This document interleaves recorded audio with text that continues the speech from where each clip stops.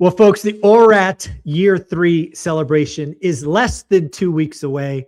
I'm starting to see finished products. I'm starting to see outlines, and I got to tell you, it's going to be the best one yet. What I want to do here is just tease the opening session day 2. And before we get into it with Dylan, I want to remind you that the only place that you can watch the live stream is to go to our school community and watch it there. You can find the school link there on the screen. We're going to have 15 multimillionaires and millionaires talking about various topics, but we're going to have a focus on day 1 and day 2 from Gen Z, because I'm tired of Gen Z telling us it's not possible. So Dylan's going to open up with his talk, day 2 opening session, with folks. It's time to play by different rules. Dylan, just give us a little taste of what we're going to get in that, so more and more people sign up to school and watch this amazing event. Yeah, absolutely. Thanks for the intro. I am so freaking excited for the event coming up. I've been telling all my friends about it. I've been making some posts about it. I think it's going to be unbelievable. So for anyone that is watching, you should definitely attend. Events like this have genuinely changed my life. The content is incredibly helpful. Content helps, but it's more about the magic that you can create with the relationships that you can find there with the speakers, with people that are attending. There are very few times in your life where you're going to have chances of luck. And when you go to places, events like this, where people see value in bettering themselves, you're going to find the avatar that you're most likely to connect with that has either done the thing you want to do or is trying to do the thing that you want to do. And that is when magic happens. So if you're thinking about doing it, you're on the fence, you should go. So that being said, this talk, I've been thinking a lot, Michael, about how I wanted to kind of approach this talk. I've been to so many events at this point, been to tons of masterminds, and after a certain while, you start to hear the same things over and over again. And it's not to say that those things don't work, because most of the time we've heard the same advice over and over again because it works and it's true. That being said, I don't think that I've really done things conventionally. When I look at my life and how I've chose to respond to it based on life experiences, good and bad, has been because I've played by different rules. I'm a big believer, and this is the heart of the talk, and I won't spoil all of it, but I am a big believer in life being a game. And I think observing life as a game is helpful for a frame, because then we get to ask ourselves a different question without feeling like, without clouding our judgment, right? Because we have our own separate bias. Because, like, for example, if I've never done real estate, doing real estate can feel daunting, right? But then if I can separate myself from the game altogether and I just say, well, what is the game I'm playing? Say it's Monopoly. Oh, in Monopoly, I need to get Boardwalk. I need to do this and that and the other. Well, I detach myself from that. I can learn that game. I can learn how to play the game and win. And so I like to look at life through that. It's a very helpful frame for me to do that. Now, when we do that, we can do a couple things. We can learn what rules people are playing by, because there's more than one way to win the game. There's different games that people play, like different sub games in the macro game of life. There's all these sub games that you can play. And so let's use the game of real estate as a game to play. Now, within that game, you have wholesalers, right? You have flippers, you have developers, you have buy and holders. So there's all these micro games in the game. So we can kind of start to see how you can win in different games. So all that to be said, I really think it's important to figure out what game you want to play, number one, right? What game is going to get you to the result that you want? Now, a really good first thing to start with, in my opinion, is to figure out what outcome you're solving for. So I'm going to illustrate that point with an analogy. Okay. So I've grown up and, wrestling, and I'm taught to do hard things. I relish in doing hard things. I like that I can do hard things more than most people. I like that I have a big risk tolerance. I like that I have a very strong delayed gratification muscle, right? I've worked really hard on that. Now, all that to be said, as much as it's a benefit, I also think it's a con, because I assume that I have to suffer. I assume that it has to be hard. And now the analogy I'm going to use to drive this point home is, okay, conventionally, so let's say the outcome I'm solving for is I want to lose weight. Okay. Conventionally, people are going to tell you caloric deficit, go for a run, get your heart rate up. Fair enough. Fair enough. Okay. So now if the outcome that I'm striving for is to lose weight, well, what are other ways I can do it? Now I'm just taking it a level deeper. Well, I can also get my heart rate up by playing pickleball, or doing a combat sport that I enjoy, or going for a walk with a friend, or going on a hike. There's many different ways that I can achieve the same outcome. Now, if my goal is to lose weight, that's the only goal, then why wouldn't I choose a more fun way to do it? Because I'd be more likely to stick with it. And so my point, I would still get the same result because I'm still getting my heart rate up. I still lose the same amount of calories if I were to do it that way, because at least I'm having fun. And I'm going to stick with it a lot more often. And it's not to say that doing it's not hard. There's not going to be days where you don't want to show up.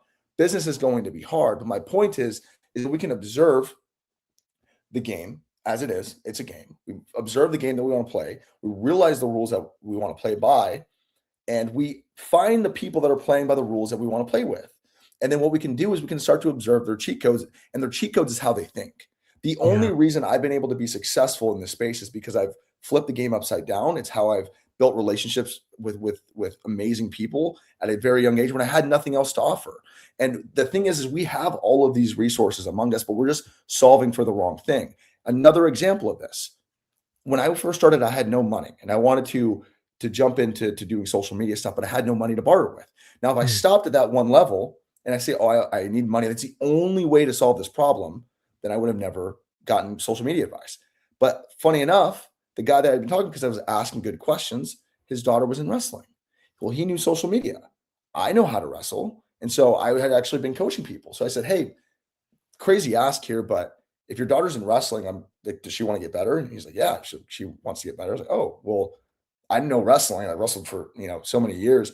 Social media. I don't have money to pay you. Could maybe we exchange services and then you teach me social media and I teach your kid wrestling? That's a way to solve the thing. And I still get the result that I'm looking for. So just you got to flip it upside down a little bit. So that's kind of a little bit of what the talk's about. No, and I love this. And again, this I could not have imagined a better day 2 opening session. Again, when I was putting this agenda together, the first thing I knew I was going to do was get Gen Zs to open the sessions. Because again, I'm about tackling the noise that I hear in the system. And for the last year or so, the biggest noise I've been hearing is, Gen Z can't do it, this, that, all these other bullshit excuses. Yeah. And I love the fact that you're coming at this by, you're not saying it explicitly, but I will, right? Gen Z, it's time to play by different rules and just spinning it on its head. Yeah. And I couldn't imagine. And again, the beauty of this talk is it's not Gen Z specific. It could be for a 40-year-old with 2 kids at home. It could be for a 50-year-old looking at a career change. It's going to be one of those thought-provoking talks where you're like, oh my God, am I just going around the Monopoly board and not buying anything? Like, I'm existing in life, but am I really playing? Am I, in heaven forbid, am I playing real out, all the way out? And then the last thing I'll say about wrestlers. So I never wrestled in college, but I did in high school. And wrestlers know how to suffer. 100%. Right? Yeah. We know how to suffer. And especially if you have to make weight. Like, what was the most weight you dropped, just total right turn, in a 24-hour period? 24-hour period, 14 pounds. Think about that, folks. Talk about suffering. Dropping 4. Now, granted, that's a lot of water weight, of course. Yeah. But 14 pounds in a 24-hour period, that is suffering. Totally. And wrestlers know how to suffer, especially if you've done it collegiately. So good on you. But that also, this is an important thing. I think I'm just thinking about Alex Hormozi right now and his talk with Tony Robbins, where basically Alex Hormozi says he's addicted to suffering. He basically saw suffering as like the outcome he was searching for. Yeah. And now, obviously, after selling nine figures in books, setting a Guinness Book of World Record, he needs a new challenge. So it is about thinking differently and reordering things. So this is going to be a lot of fun, man. This is going to be a fun talk. Oh my gosh, I'm so excited. And it's been something that I've been pondering on a lot, and I think sometimes we stop too surface level, or either A, we don't ask any questions at all, which is, if that's the case, then that's the first place we start asking questions. I think curiosity is absolutely an underrated skill. Not only to people, but to yourself too. But the bigger thing that I've really learned is to really figure out what outcome you're solving for. I use the analogy of losing weight, but like, if we can figure out what outcome we're solving for, then we can also figure out, okay, well, what are the different paths we can take? But the reason why figuring out what outcome you're solving for is massively important, because there's a quote I just read in a book. I was actually talking with my buddy about it this morning.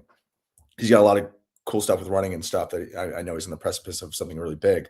And I was pushing him, and any advice that I give to somebody, including the people on this podcast, is advice I'm giving to myself. So Yes. in this book called Wabi Sabi, the whole essence of it is impermanence, and there's beauty in it. It's a Japanese concept. That to be said, there's a quote that literally rocked my world for a week. I asked 12 people. This is not a joke. I asked 12 people. I journaled about it. I could not get it. It was like 4 words. Happiness equals reality minus desires. Okay. After the culmination of ChatGPT, journaling, talking to people, I finally was like, what the hell does this mean? I think I figured it out.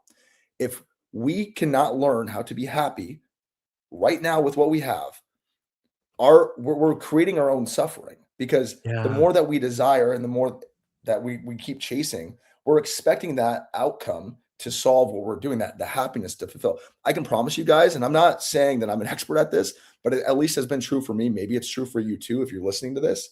But you chasing that goal, you should chase goal for goal's sake. Like, you should do Mm. it because it feels good to chase something meaningful, but realize that you achieving that is not going to fulfill what you have inside. No money will, no assets will. And if you're not mindful of the outcome that you're chasing, you're going to be on a hamster wheel just like the rest of us. And you might not be in the corporate world, you might be building towards a better life, and that's cool, but you're still going to be addicted to the hamster wheel, because if your outcome is Yeah. just money for money's sake, you're going to be buying things for all the wrong reasons. So figure out what outcome you're chasing for. Realize that happiness equals reality minus desires. And if you don't learn how to be happy with what you have right now, more is not going to fill that void for you, in my opinion. Yeah. I'm reminded of a Chris Williams quote. I think it was Chris Williams.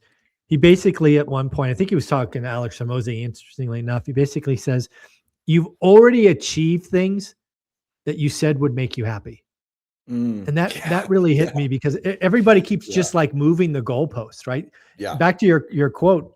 I think the most important part of that quote was the end, the minus desires, because that is where we get lost. Is we achieve something, but we let we let the next thing, and it's always the next dopamine hit. And that's a really thought provoking. Can you say it one more time? Yeah. Happiness equals reality minus desires. There's something there. There's something there, man. Yeah. This is going to be a lot of fun. I look forward to you coming out. I'm so excited. You said yes to this 3 or 4 months ago. Any kind of closing thoughts as we wrap this one up? Curiosity is an underrated skill. You ask better questions, you'll get better answers, and be mindful of the outcome that you're chasing, and find other paths to do it that might feel more fun, so that you're more likely to stick with it. Boom. Dylan, you're amazing, man. Can't wait for day 2 opening session. You're the man. Awesome. Thanks. Yep.